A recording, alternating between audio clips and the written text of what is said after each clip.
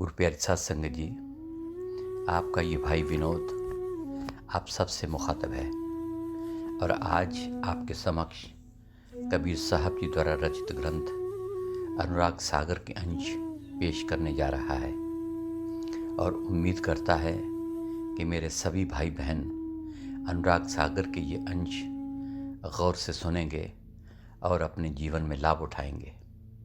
और आज कल से आगे कबीर साहब वचन। भव विस्तार काल की छाया, काल रंग होई जीव रहाया। ब्रह्मा ते उपजे बारा, तिन पुन कथा बहुत विस्तारा। सिमरत शास्त्र पुराण वखानी, ता मैं सकल जीव उरझानी। आज कबीर साहब जी आगे फरमाते हैं कि हे धर्मदास, ये सारा संसार सागर इसी प्रकार बनाया हुआ है और यहाँ कोई भी जीव नाम की तरफ ना जा सके। इस भ्रम को बनाए रखने के लिए जीवों को वेदों का ज्ञान दिया गया है।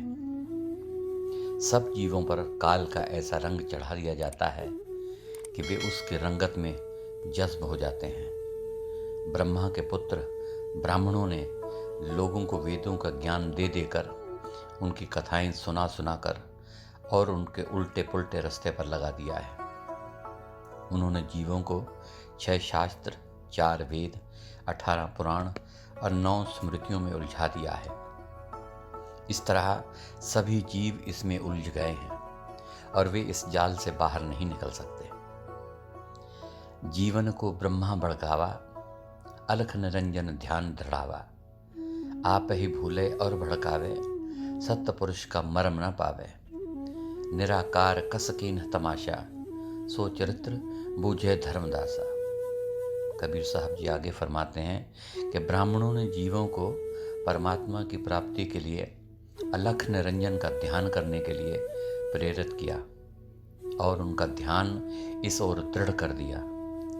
ब्रह्मा स्वयं तो वेदों और शास्त्रों की तालीम में फंसे हुए हैं, कुल मालिक सतपुरुष का भेद जानते ही नहीं और दूसरों को परमात्मा से मिलने की बात बताते हैं।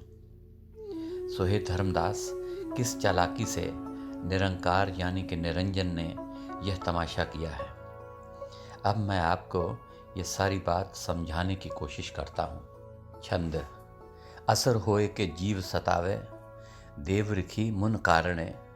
पुनधर अवतार रक्षक, असुर मार सहारणे।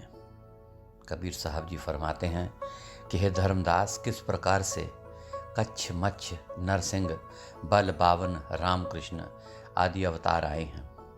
सुर और असुर भी आए हैं। सुर का मतलब देवता और असुर का मतलब है राक्षस। ये देवता आकर लोगों को उपदेश देते हैं कि जिससे जीव काल के मुख में चले जाते हैं। जिस प्रकार रावण ने लोगों को ज्ञान दिया, उसने लोगों को बाहर मुखी ही रखा। इसी प्रकार राम और कृष्ण ने भी लोगों को भेद दिया है। पहले तो पांडव लड़ते नहीं थे, उनको कृष्ण ने लड़ाया। जब वे लड़े तो कृष्ण भगवान ने कहा कि तुमसे बहुत बड़ा पाप हो गया है, अब हिमालय में जाकर अपने आप को गलाओ यानी कि तपस्या करो, फिर आप इस ब्रह्म हत्या से बच सकते हो। स्वयं ही देवता बना, स्वयं ही असुर होकर कहता है कि लोगों को मारो। परमात्मा आकर इन सुर और असुरों को मार देता है। देवता भी परमात्मा से मिल नहीं सकते क्योंकि देवताओं ने सारी तालीम निरंजन से हासिल की है। अगर कोई आदमी पढ़ा लिखा है तो वह दूसरे अनपढ़ आदमी को पढ़ा सकता है। जहाँ तक किसी की तालीम है वहीं तक वह किसी व्यक्ति को ले जा सकता है। ठीक इसी प्रकार वह परमात्मा स्वयं देवता बनता है, स्वयं ही राक्षस बनता है। राक्षस तब बनता है जब देवताओं को मारता है और लोगों को मारता है और लोगों पर अत्याचार करता है। और देवता तब बनता है जब लोगों को अच्छी तालीम देता है। यह तालीम भी इस प्रकार देता है कि जिससे यह जीव काल के मुंह में चले जाएं। परमात्मा को मिलने की तालीम नहीं देता। इसलिए ही कहते हैं कि काल के बनाए सब काल ही चबाएंगे। कबीर वचन।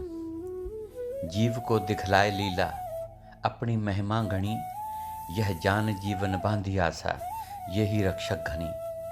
कबीर साहब जी फरमाते हैं कि इसी प्रकार काल के बनाए हुए जीव, अष्टांगी आदि भवानी के पैदा किए हुए ब्रह्मा, विष्णु, शिव और उनकी औलाद नित्य ब्राह्मण वगैरह लोगों को ज्ञान दे रहे हैं, पर वे निरंजन का ही ज्ञान दे रहे हैं।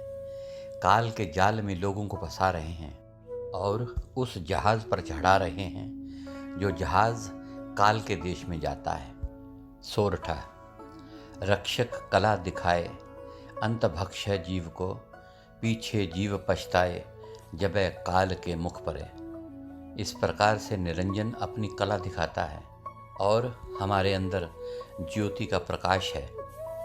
जब हम आँखों के पीछे आते हैं तो यहाँ सखा ज्योत आती है, फिर झंझरी दीप में झिलमिल ज्योत आती है, सहस्त्रदल कमल में जाकर असली ज्योत आती है। उस ज्योति को हमने देखना है जो दिन रात जल रही है। इसलिए महात्मा कहते हैं कि पहली दो ज्योतियाँ काल के दायरे की हैं, तीसरी ज्योति को काल के जो जीव ब्रह्म तक जाते हैं देखते हैं। जो निरंजन के जीव हैं और जो वेद पाठ करते हैं, निरंजन की तालीम हासिल करते हैं, वे नीचे ही रह जाते हैं। अष्टांगी उनको वहीं पर रोक देती है। इस प्रकार कहते हैं कि इस काल की मैं क्या बात करूं। चौपाई। 68 तीर्थ ब्रह्मा थापा, कर्म धर्म पुण्य और पापा। दुनिया में 368 तीर्थ हैं, जिनमें से 68 तीर्थ हिंदुस्तान में हैं। कहते हैं कि इस प्रकार से लोगों को दान पुण्य करने में लगा दिया, पढ़ने पढ़ाने में लगा दिया, ये सारा काम करवाकर उनको नरकों में भेज दिया। 12 रास नक्षत्र 27, 7 वार 15 तिथि 22। कहते हैं कि इस प्रकार 12 राशियाँ और 27 नक्षत्र हैं। 12 राशियाँ क्या चीज़ हैं? कहते हैं कि नारद और विष्णु जी एक बार चले जा रहे थे। वे एक घर के पास से गुजरे। उन्होंने देखा कि घर में एक औरत बहुत ही रो रही है और चिल्ला रही है। जब वे अंदर गए तो देखा कि क्या बात है। अंदर गए और उस औरत से मिले। औरत को बच्चा पैदा होने वाला था। वह कह रही थी कि हे सच्चे पातशाह, इस बार मेरा छुटकारा करवा दो, मैं सारी ज़िंदगी भर आदमी का मुंह नहीं देखूंगी। नारद कहता है कि देखो गृहस्थ कितना बुरा है, कितनी हालत ख़राब है, कितनी फरियाद कर रही है। वे वहाँ से चले जाते हैं। 5-6 साल के बाद उन्होंने कहा चलो देखें वह औरत जो दुखी थी मर गई या बच गई है। जब वहाँ पहुँचे तो घर में बाहर 3-4 बच्चे बाहर खेल रहे थे। नारद ने पूछा कि तुम किसके बच्चे हो? वे बोले कि हम इस घर वाली औरत के बच्चे हैं। वे औरत के पास गए, बोले कि क्या ये तेरे पुत्र हैं? वो बोली हाँ। वे दोनों औरत से बोले तू उस वक़्त बहुत दुखी थी और सच्चे पातशाह एक बार मेरा छुटकारा करवा दो, मैं कभी भी आदमी का मुंह नहीं देखूंगी। वह बोली महाराज अब क्या करें, गृहस्थी जो हुए इन चक्करों में पड़ना ही पड़ता है। नारद बोला कि यह औरत जो इतनी दुखी थी फिर गृहस्थ में पड़ गई, इसमें भी कोई आनंद है। वह विष्णु से बोला कि मेरी भी शादी करवा दो। विष्णु जी बोले कि नारद तू सबका मुनि है, तू इस चक्कर से बच। वह बोला इस औरत ने इतनी दुखी होने के बावजूद गृहस्थ में पैर रखा, इसमें ज़रूर आनंद होगा। विष्णु बोला कि तू बच जा, लेकिन वह न माना। विष्णु जी बोले अगर तूने शादी करनी है तो जा गंगा मैया में स्नान कर ले। वह गंगा मैया में स्नान करने गया तो वहाँ मगरमच्छ ने उसे अपने मुंह में डाल लिया और दूसरी नगरी में जाकर छोड़ दिया। वहाँ जाकर नारद औरत बन जाता है। आगे मच्छुओं के जाल में मगरमच्छ आ जाता है। उन्होंने मगरमच्छ को काटा तो अंदर से लड़की निकली और मच्छुओं के हाथ आ गई। पालन पोषण करके जवान हो गई। तब एक राजा वहाँ आ गया, वह उसे अपने घर ले गया। औरत बहुत सुंदर थी क्योंकि विष्णु के कहने से बनी थी। राजा के पास जाकर उसके 60 लड़के पैदा हुए और 12 लड़कियां पैदा हुईं। यह सब होने के बाद नारद फिर गंगा में स्नान करने आता है। वही मगरमच्छ फिर उसे पकड़कर उसी स्थान पर ले जाता है जहाँ से उसे ले गया था। विष्णु जी वहाँ खड़े थे। कहने लगे, हे नारद, बड़ी देर लगा कर आया है। आज जो स्नान करने के लिए तूने बहुत बड़ी डुबकी लगाई है, वहाँ 60 लड़के पैदा कर आया है, 12 लड़कियाँ पैदा कर आया है। अभी कहता है कि नहाने में बड़ा समय लगाया है। नारद बोला कि एक बार आप मुझे उसका रूप दिखा दो। विष्णु जी बोले कि तू अभी फिर बच जा, तू क्यों इन चक्करों में पड़ता है। उस वक्त विष्णु ने उसे 12 लड़कियां और 60 लड़के दिखाए। उसने कहा कि हे सच्चे पातशाह, मैं तो अपनी तवज्जो तोड़ चुका हूँ, काम वासना से, घृष्ट से, पर मेरी लड़कियों का नाम रहना चाहिए। इसलिए 12 राशियाँ मेष, वृष, मिथुन, कर्क, सिंह, कन्या, तुला, वृश्क, धन, मकर, कुंभ और मीन उसकी लड़कियां हैं। इसी प्रकार लड़के 60 संपत्तियां बन गई। इसी प्रकार ये सारा सिलसिला, ये सारी चीज़ें मन बुद्धि के दायरे की हैं। सूक्ष्म रूप में सारा सिलसिला हुआ है। संत महात्मा बहुत ही सुंदर ढंग से समझा रहे हैं। आगे सोमवार, मंगलवार, बुधवार, वीरवार, शुक्रवार, शनिवार और इतवार, ये 7 वार बना दिए हैं। 2 दिनों की एक तिथि और इस प्रकार 18 तिथें बना दी। कबीर वचन, चारों युग पुन बांध्यो तानी, घड़ी दंड श्वासा अनुमानी। सारी दुनिया को 4 युगों में बांध दिया, घड़ी, दंड और श्वासों तक का अनुमान लगा दिया।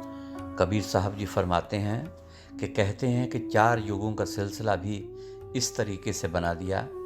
4 युगों में आकर किस प्रकार से सच बोलने को परमात्मा के मिलने का मार्ग समझा और यज्ञ करने को परमात्मा से मिलने का साधन समझा। किस प्रकार से दुनिया के अनेकों कष्टों, तीर्थ व्रत और दान पुण्य के कामों में उलझा रखा। दान पुण्य किए स्वर्गों में चले गए, बुरे काम किए नरकों में चले गए। यह सज़ा भोग कर फिर दुनिया में आ गए। आवागमन का चक्कर सिर पर पड़ा ही रहा। मनुष्य जन्म पाकर क्या लाभ उठाया। हैवानों की तरह विषय विकार कमाए और आवागमन में चक्कर में पड़े रहे। काल के चक्कर में ही पड़े रहे, छुटकारा ना पा सके। कार्तिक मास पुण्य को दीना, जमबाजी कोई विरलह जीना। कबीर साहब जी फरमाते हैं कि हे धर्मदास, ये सारा यमों का खेल है, निरंजन का खेल है। ये सारा खेल अष्टांगी का बनाया हुआ है। इस खेल को कोई कोई जानता है। कबीर साहब जी आगे फरमाते हैं कि तीर्थ धाम को भाकत महातम, तजे न भरम न चीने आतम। इस तरीके से लोगों को तीर्थों से बांध दिया गया कि जाओ जाकर स्नान करो। अगर कोई आदमी मर गया, जितनी देर तक वह हरिद्वार जाकर उसके फूल या अस्थियां ना फेंके, उसकी गति यानी कि मुक्ति नहीं होनी।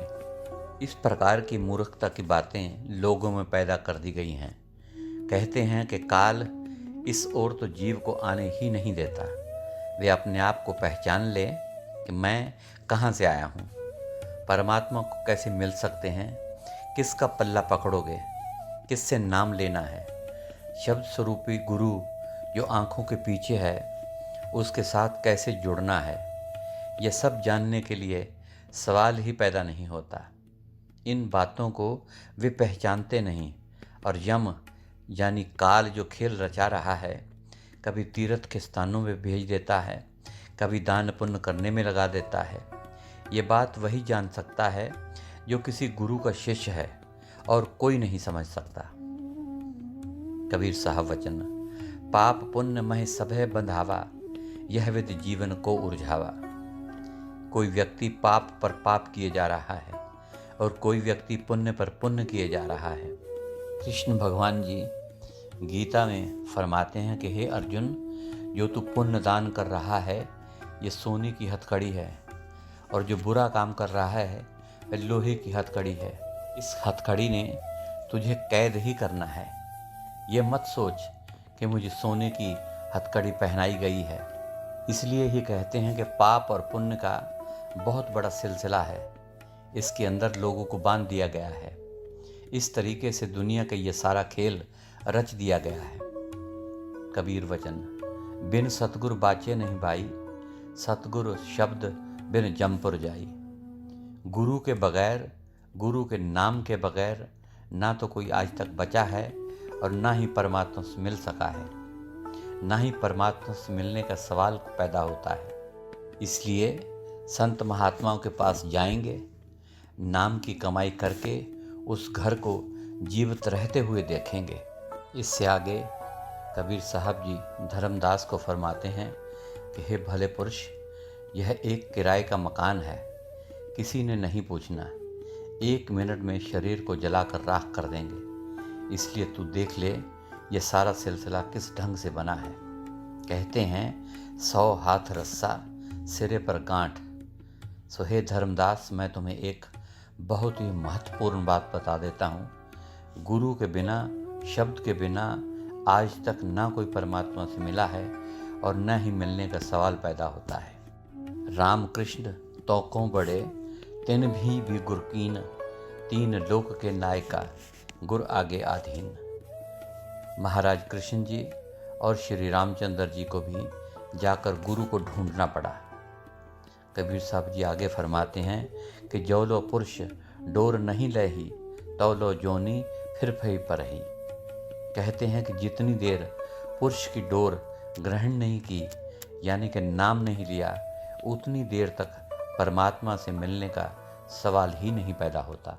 सो हे धर्मदास, यह जीव फिर 84 के चक्कर में पड़ेगा। फरमाते हैं कि 30 लाख किस्म के पेड़ बनेगा, 27 लाख किस्म के कीड़े मकोड़े बनेगा, 14 लाख किस्म के पक्षी बनेगा, 9 लाख किस्म के पानी के जीव बनेगा और 4 लाख किस्म के यक्ष, किन्नर, गंधर्व, देवी देवता, इंसान और हैवान बनेगा। इन सारी योनियों में से निकलकर फिर जाकर मनुष्य का जन्म मिलता है। करोड़ों और अरबों साल के बाद जाकर इसको एक चांस मनुष्य जन्म का मिलता है। कबीर साहब जी आगे फरमाते हैं कि यम बाजी कोई चीन न पावे, आशा दे यम जीव न चावे। फरमाते हैं कि किस प्रकार यमों का खेल है, किस प्रकार यम अपना खेल खेल रहे हैं, उसे कोई दुनिया में जान नहीं सकता। उसे कैसे जान सकता है, कैसे अनुभव कर सकता है? केवल और केवल नाम के द्वारा। और नाम संत महात्माओं से मिलता है। उस तरफ हमारी तवज्जो ही नहीं जाती। काल दिन रात जीव के अंदर बड़ी बड़ी आशाएं उत्पन्न करता जा रहा है, नए नए खेल रचा रहा है। इस प्रकार दुनिया को फेल करता जा रहा है। कबीर साहब जी फरमाते हैं कि प्रथमे सतयुग को व्यवहारा, जीव काल लह कीन आहारा। फरमाते हैं कि सबसे पहले सतयुग था। इस युग में क्या हाल हुआ था? काल जीवों को अपना आहार बनाता था। आगे फरमाते हैं कि 1 लाख जीव नित प्रति यम खाई, महा अपरोल काल कसाई। कबीर साहब जी फरमाते हैं कि उस समय की पुस्तकें बताती हैं कि उस युग में काल 1 लाख जीवों को प्रतिदिन खाता था और 1.25 लाख को पैदा करता था। हे धर्मदास, काल बहुत ही प्रबल है, कोई भी उसको पकड़ नहीं सकता। इसे कौन पकड़ सकता है? सतगुरु का नाम ही पकड़ सकता है। और आगे सतगुरु शिष्य को जो नाम देता है, उसे सुनकर यमदूत दौड़ जाता है। जब यमदूत को पता लगता है कि इस शिष्य के पास नाम है, तो वह उसके पास नहीं आता। इस प्रकार गुरु धारण करके हम काल से बच सकते हैं, अन्यथा इस काल से बचने का कोई सवाल ही पैदा नहीं होता। कबीर साहब जी आगे फरमाते हैं कि तत्व शिला निष्दिन तह जरही, तां पर लय जीवन कह धरही। कबीर साहब जी फरमाते हैं कि कहते हैं कि इस प्रकार से काल नरकों में जीवों को कष्ट देता है। जैसे आप रेगिस्तान में जाओ और नंगे पैर चलो तो पैरों में छाले पड़ जाते हैं। इसी प्रकार वहाँ पत्थर की बड़ी बड़ी सिलें तैयार की जाती हैं। जीवों को उन पर खड़ा किया जाता है। जीव तड़पते हैं और बहुत बुरा हाल हो जाता है। कोई भी उनकी फरियाद सुनने वाला नहीं है। इस प्रकार से यह सिलसिला प्रलय में जाकर समाप्त होता है। त्रिकुटी तक प्रलय आती है। दुनिया का जितना भी सिलसिला है, मृत्युलोक, पाताल लोक, आकाश लोक सब ढह जाते हैं। और जब महाप्रलय आती है उस समय 10वां द्वार और भंवर गुफा भी ढह जाते हैं। केवल सचखंड में परमात्मा ही रहता है। फिर कभी परमात्मा के मन में हिलोर उठेगी, तब निरंजन की दुनिया बनेगी, सारा सिलसिला दोबारा से बनेगा। इस प्रकार यह जो सारा सिलसिला बना हुआ है, क्या आप सोचते हैं कि यह आज ही बना है? आप हिसाब लगाओ, यह दुनिया का सिलसिला किस प्रकार चल रहा है। 4,32,000 साल कलयुग की उम्र है। 8,64,000 साल द्वापर की उम्र है। त्रेता की उम्र 12,96,000 साल है और सतयुग की उम्र 17,28,000 साल है। जब नरकों में सज़ा दी जाती है तो इस जीव को 1,000 कल्प वहाँ रहना पड़ता है। कल्प कितना लंबा होता है? 1,000 चौकड़ी युग इकट्ठा किया जाए तो एक कल्प बनता है। तो 1,000 कल्प जीव को नरकों में सज़ा भोगनी पड़ती है। वहाँ ऐसे कुंभी नरक हैं जिनकी शक्ल घड़े जैसी होती है। उनके अंदर दुनिया भर की गंदगी भरी होती है। जीवों को उनमें डाला जाता है। इतना समय नरकों में तड़प कर भी छुटकारा नहीं मिलता। फिर 84 के चक्कर में पड़ना पड़ता है। देख लो हम कितने बदकिस्मत हैं कि मनुष्य जन्म को पाकर भी हम इसे व्यर्थ में गंवा रहे हैं। सो गुरु प्यारी साध संगत जी, आज के लिए इतना ही। कल अनुराग सागर के आगे के अंश आपके समक्ष रखे जाएंगे। तब तक के लिए इस नाचीज़ को इजाज़त दीजिए। और आखिर में मेरी तरफ से आप सभी भाई बहनों को प्यार भरी धन धन सतगुरु तेरा ही आसरा, हाजिर नाजर जिंदा राम तेरा ही आसरा अर्ज़ है।